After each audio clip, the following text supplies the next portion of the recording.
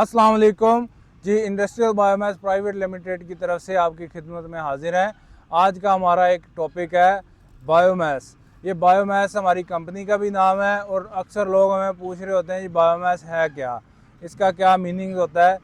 आज हमारा साथ दे रहे हैं मियाँ अली आबिद साहब और अब्दुल्ला आबिद साहब, जो हमारा साथ दे रहे हैं। अब्दुल्ला साहब हमारे ऑपरेशनल डायरेक्टर हैं और अली आबिद साहब ये हमारे टेक्निकल डायरेक्टर हैं। अस्सलाम वालेकुम। वालेकुम सलाम। अब्दुल्ला साहब क्या हाल हैं जी? ठीक है। अल्लाह ताला शुक्र है। सॉरी आपको हम ऐसे माहौलों में हमने बिठाया हुआ है, ऐसे फील्डों में, आप हमारे छोटे भाई हैं कोई तो। मसला नहीं। अच्छा अब्दुल्ला साहब, एक चीज़ है, एक लफ्ज़ है बायोमास, ये अक्सर हमें लोग पूछ रहे होते हैं। मैं चाहता हूँ कि आप हमारे नाजरीन को समझाने की कोशिश करें कि ये बायोमास है क्या। यानी हम पहले एक लफ्ज़ की बात कर ले, बायोमास, इससे उर्दू में इसकी ज़रा मीनिंग बताइएगा। अगर मैं इसको तफसील से अगर समझा सकूं तो बायोमास हम उन चीज़ों को कहते हैं जो कि जानवरों से या फिर पौधों से निकलती है, जो कि ना जानवरों को नुकसान देगी जिसकी कलेक्शन, और ना ही पौधों को नुकसान देगी, नेचर को नुकसान नहीं। और यानी हमारे नेचर को जो चीज़ नुकसान नहीं देती, जैसे बायो बायो एक अलाइव चीज़ को कहते हैं जी और मास उसकी क्वांटिटी आ गई। यानी ये वो बायोमास, इसको हमने अगर फ्यूल लगाया हुआ है, वो है कि जो रिन्यूएबल है, यानी जो दोबारा प्रोड्यूस होता रहता है। जैसे एक ये हमने वीट स्ट्रा, अभी हम बेलिंग हमारी हो रही है, ये हमारा माशाल्लाह बेलर चल रहा है। ये जैसे लोगों ने ये वीट स्ट्रा लगाई, हमारे फार्मर भाइयों ने, और इसकी क्रॉप आई और इसकी एक टाइम से आगे इसके पौधे की डेथ, यानी इसकी लाइफ ख़त्म हो गई, और उसके बाद उन्होंने अपनी हार्वेस्टिंग की और अपना दाना निकाल दिया, पीछे जो वेस्टेज बच गई वो हमने कलेक्ट कर ली। एक कंसेप्ट पाकिस्तान में पहले नहीं था। आप माशाल्लाह बॉयलर में देखते हैं, बॉयलर में किस किस टाइप के फ्यूल यूज़ होते हैं और इसका हमें क्या फ़ायदा है। देखिए, पहले तो हम लोग फॉसिल फ्यूल्स यूज़ करते थे। फॉसिल फ्यूल, उसकी डिटेल बताइएगा, उसमें कौन से फ्यूल आते हैं। फॉसिल फ्यूल्स में कोयला आ जाता है, सही। और फिर ये गैस आ जाती है, ये क्रूड ऑयल, डीजल, पेट्रोल वगैरह, ये फॉसिल ठीक है। फ्यूल्स आ जाते हैं। फॉसिल फ्यूल सारा वो है जो ज़मीन में बेसिकली आप फॉसिल फ्यूल सारा वो है जो आप ज़मीन के नीचे से आप लोगों को फ्यूल मिल रहा है, उसको फॉसिल फ्यूल कहा जाता है। अच्छा अली भाई, मैंने फॉसिल फ्यूल का सुना है कि इसकी ये लिमिट, इसकी मेरे ख्याल एक लिमिट है, ये ख़त्म हो जाता है। और बायोमास का अली भाई बताइएगा ज़रा। बायोमास की जी कोई लिमिट नहीं है। ये आपको जिस तरह क्रॉप लग रही है ना, आप इसको इसमें नेचर को आप कोई भी नुकसान दे रहे हैं, ये क्या कहते हैं, इन्वायरमेंट के लिए भी बेहतर है, और आप लोगों के लिए ये सबसे अच्छी चीज़ ये रेवेन्यू जनरेशन है।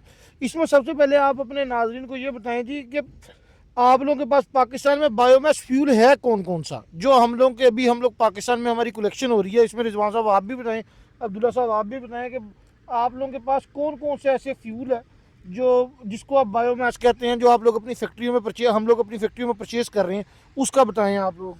अच्छा अली भाई, इसमें हमारी जो सबसे बड़ी क्रॉप हमारी वेस्टेज हो रही है ना, ये राइस्ट्रा हमारी सब, एक तो राइस्ट्रा आती है वो भी, और दूसरा शुगर कैन ट्रैश, और तीसरा वीटस्ट्रा, और चौथे नंबर पे अभी हमने रिसेंटली एक काम किया है। हमने जो दरख्तों के पत्ते हैं ना, ये नीचे गिर जाते थे, तो इनकी जो वेस्टेज है उसको भी हमने कलेक्ट करके उससे भी हमने एनर्जी क्रिएट करनी शुरू की है।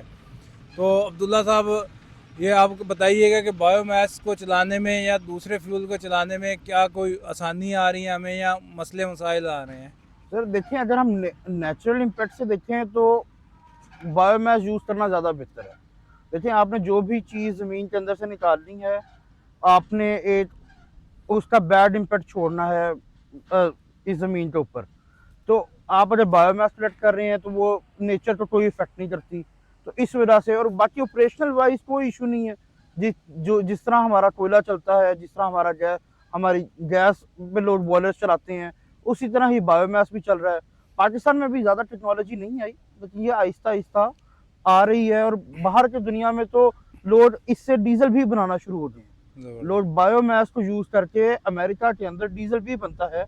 तो अब मतलब जिस तरह पाकिस्तान में भी टेक्नोलॉजी आएगी, हम इंशाल्लाह और बेहतर करते जाएंगे अपनी इस फील्ड को। इंशाल्लाह ये जैसे दूसरे फ्यूल है ज़मीन से ख़त्म हो रहे हैं, और ये अल्लाह ताला की एक कुदरत है कि ये रिप्रोड्यूस होते रहते हैं, और ये ना ख़त्म होने वाली एनर्जी है। अगर हम सही तरीके से आप लोगों की सपोर्ट से अगर हम इसको अच्छे तरीके से इसकी बर्निंग कर लें, अच्छे तरीके से इसकी कलेक्शन कर लेना, तो ये हमारे लिए बहुत अच्छा बेनिफिशरी यानी बहुत अच्छा बेनिफिट होगा इंशाल्लाह। अली भाई, दूसरा बायोमास एक तो प्लांट्स का आ गया, दूसरा ये एनिमल जो काउ डंक आ गई है, एनिमल वेस्टेज है, उसको कैसे हम डिटेल में जाएंगे, वो बायोमास कैसे कहेंगे उसको? देखो जी, एट दी एंड जो एनिमल फीड है वो भी सारी आपकी बायो प्रोडक्ट ही है। आपने जानवरों को वो खिलाई है, खिलाने के बाद अब उसका लास्ट में उसकी वेस्टेज ही है, अब आप उसको वेस्ट कर सकते हैं या उसको एज अ फर्टिलाइज़र कई लोग यूज़ कर लेते हैं, उसको लोग कई जगहों पे फर्टिलाइज़र के लेकिन वो इतना ज़्यादा मटीरियल अवेलेबल है पाकिस्तान के अंदर, उसको एज अ फ्यूल भी यूज़ कर रहे हैं। बाहर दुनिया के अंदर उसको एज अ फ्यूल यूज़ किया जा रहा है। अभी पाकिस्तान में थोड़ा सा आहिस्ता आहिस्ता लोगों ने शुरू की है उसको, कुछ इंडस्ट्री में देखा कि वो लोग उसको काउ डंक को प्रॉपरली उसको यूटिलाइज कर रहे हैं। उसमें काउ डंक को मुख्तलिफ डेयरी फार्म्स मैंने विजिट किए हैं, जो लोग ये आप लोगों का लिक्विड मटीरियल, लिक्विड मैटर जो है वो उसके अंदर से निकाल रहे हैं। कुछ ऐसी मशीनरीज पाकिस्तान में लाई जा रही है, वो उसमें से लिक्विड मैटर निकाल देती है और जो बकाया आपका ड्राई मैटर रह जाता है उसको हम लोग एज अ फ्यूल बॉयलर के ऊपर बर्न कर रहे हैं। अच्छा अली भाई, इसमें से आपने काफ़ी फार्मर्स को विजिट भी किया, देखा भी है, आपका प्लान था बायोगैस भी बना रहे हैं, ये तो पाकिस्तान में है कि बायोगैस बन रही है, इसके अलावा इसको और तरीके से हम कैसे इसको यूज़ करते हैं? देखिए, अगर आप काउ डंक की बात करते हैं तो पाकिस्तान में मुख्तलिफ मशीन मिल रही है जो बेसिकली इसके काउ डंक के पैलेट्स बना लेते हैं।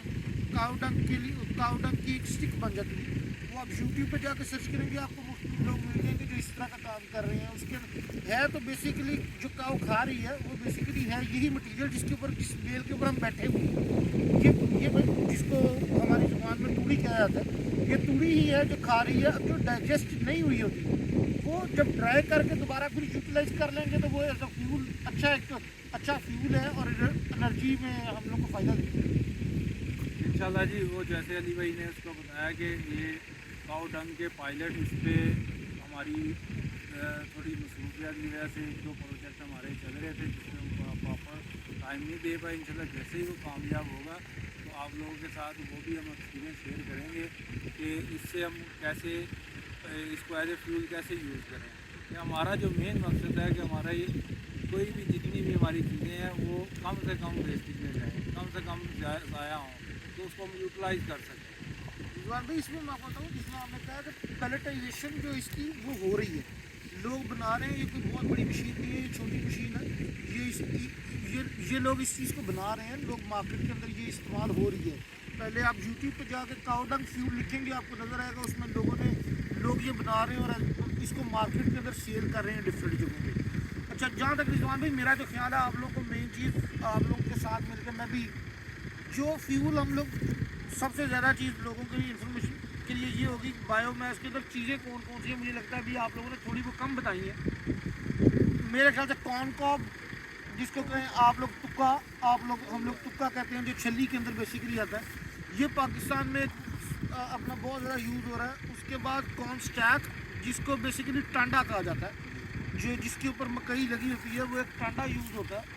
उसके बाद अगर आप लोग सरसों का कुटल जिसको अब मस्टर्ड स्ट्रॉ कहा जाता है, वो इस्तेमाल हो रहा है। उसके बाद अभी पाकिस्तान में कॉटन की स्टिक की बहुत बड़ी फील्ड है जो अभी तक यूटिलाइज नहीं हो रही। हमने इस दफ़ा हमारी कंपनी ने इनिशिएटिव लिया है, हम लोगों ने उसकी कलेक्शन शुरू की है और हम उस चीज़ को कामयाब करेंगे। इसके बाद मेजर अगर आगे बात करें, राइस स्क्वायर, राइस टॉय, ये सारे फ्यूल्स हैं। इनको जो आपकी गन्ने की जो वेस्ट है, अपना जो गन्ने के साथ लगी होती है, जो छिलका कह लें आप उसका, शुगर कैन ट्रैश, खोरी कह लें, खोरी उर्दू में शुगर कैन ट्रैश है। उसके बाद शुगर मिलों से बगास निकलती है, वो भी हमारी बायोमास, ये सारी चीज़ों को बायोमास कहा जाता है। थैंक यू अली भाई, आपने माहिरा काफ़ी डिटेल में बताया। अच्छा अब्दुल्ला साहब, हम नेक्स्ट वीडियो बनाएंगे जिसमें हम ये बताएंगे कि पाकिस्तान में सबसे पहले बायोमास कैसे